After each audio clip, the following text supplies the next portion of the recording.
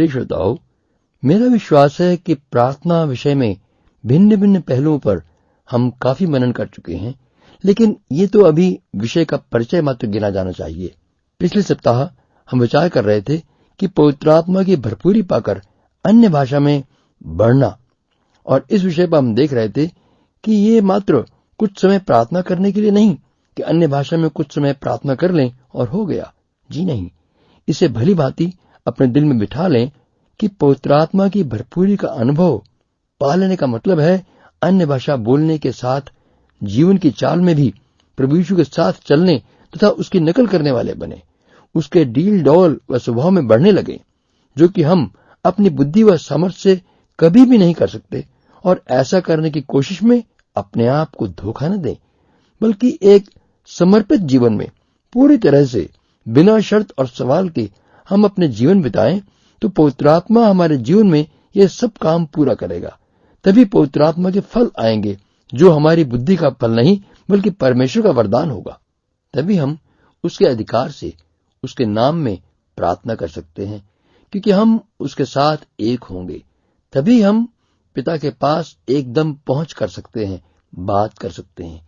जैसे यीशु ने कहा है, मैं तुमसे यह नहीं कहता कि तुम्हारे लिए पिता से विनती करूंगा।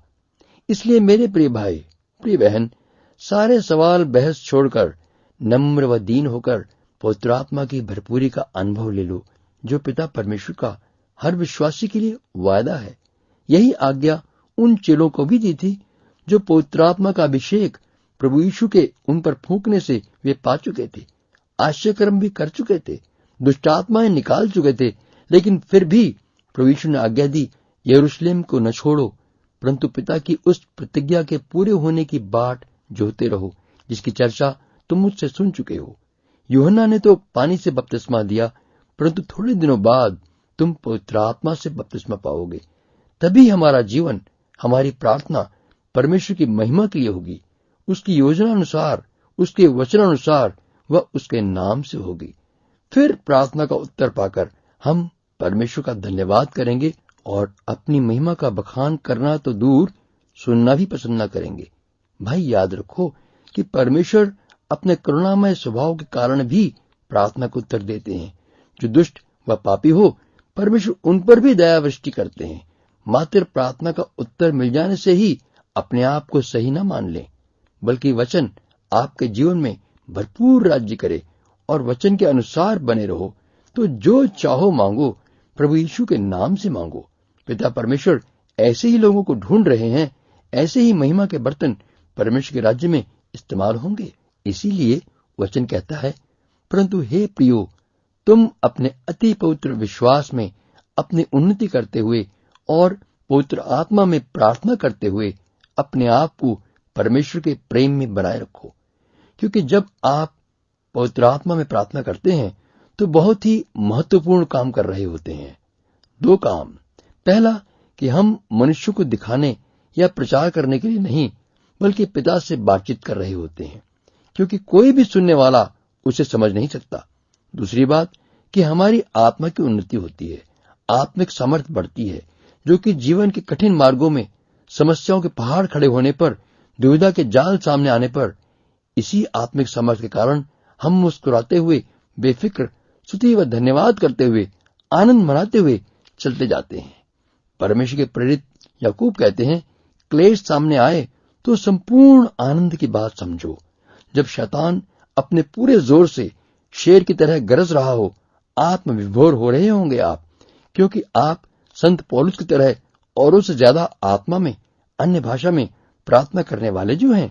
इतना ही नहीं, जब ये दो काम महत्वपूर्ण रूप में हो रहे हैं तो तीन बातें और भी स्वयं होती हैं।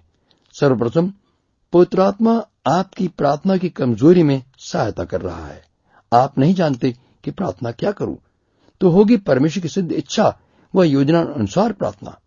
दूसरा काम, अंतर्विनती, यानी दूसरों के लिए प्रार्थना भी हो रही है। और तीसरा मुख्य काम है, और धीरे धीरे आप अनुवाद भी पाएंगे जब आप प्यास से आगे बढ़ेंगे। संत पौलुस कहते हैं, जो अन्य भाषा बोलता हो वह अनुवाद भी मांगे। इस तरह से एक पंथ दो काज नहीं बल्कि 5 काज हो गए। अब विचार कीजिए कि अपनी प्रार्थना की सीढ़ी पर आप कहां खड़े हैं, कहीं आपकी प्रार्थना सदूकी फरीसियों की तरह मंडली को दिखाने के लिए तो नहीं? कहीं आप प्रार्थना द्वारा लोगों को प्रचार तो नहीं कर रहे? इसलिए मेरे अजीज भाई बहन, हमारी प्रार्थना पर हमारे जीवन का प्रभाव बड़ा गहरा है। जैसा हमारा जीवन होगा, जैसे हम हैं, वैसी ही हमारी प्रार्थना भी होगी।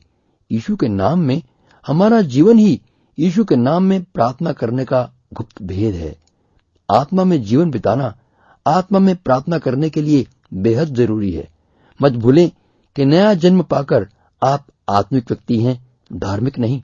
और मसीह में बने रहने से हमें अधिकार और सामर्थ्य मिलती है कि हम जो चाहे मांग लें। इस बने रहने की सामर्थ्य के अनुपात में हमारी प्रार्थना की सामर्थ्य भी होगी, क्योंकि जब हम प्रार्थना करते हैं, चाहे अपनी भाषा में हो या अन्य भाषा में, दोनों हालतों में हमारी आत्मिक सामर्थ्य प्रकट होगी। क्योंकि प्रार्थना हमारे शब्दों से नहीं या हमारे विचारों से नहीं, बल्कि हमारे जीवन में रहने वाली पवित्र आत्मा प्रार्थना करता है, जो कि हमारे सांस लेने में तथा हमारे बयान से बाहर है। और जितना अधिक मसीह का आत्मा हमारे साथ निवास करता है, उसी अनुपात में वास्तविक प्रार्थना होगी। इसलिए पवित्र आत्मा व मसीह यीशु को हमारे जीवन में भरपूरी करने दें। तब हमारी प्रार्थना का जवाब कोई आश्चर्य की बात नहीं, बल्कि स्वाभाविक होगा। मैं तुमसे सच सच कहता हूं, यदि तुम पिता से कुछ मांगोगे तो वह मेरे नाम से तुम्हें देगा। अब तक तुमने मेरे नाम से कुछ नहीं मांगा, मांगो तो पाओगे, ताकि तुम्हारा आनंद पूरा हो जाए। आइए मेरे साथ प्रार्थना में शामिल हो जाएं। हे मेरे दयालु परमेश्वर, मैं आपकी पवित्र हजूरी में नम्र व दीन होकर आता हूं, क्योंकि आप ही मुझे सिखा रहे हैं कि प्रार्थना क्या है। ये प्रार्थना का महान भेद कि मेरी प्रार्थना में त्रिएक परमेश्वर का काम है, समझाया। और इसीलिए मैं पिता का सप्रेम आदर मान करता हूं कि आप हर पल मेरी सुनते हैं, और पुत्र यीशु से प्रेम करता हूं, जो मेरे लिए सदा विनती करते रहते हैं। और पवित्र आत्मा से भी प्रेम करता हूं, जो पिता व पुत्र से आकर मुझे सदा रहने वाली पिता पुत्र की संगति में ले जाता है। धन्य है ये मेरे प्रभु, जो पवित्र आत्मा द्वारा मुझे प्रार्थना का विषय समझाते हैं और आपसे आकर मुझ में निवास करके प्रार्थना की आत्मा द्वारा आपसे मिलाए रखता है। आमीन।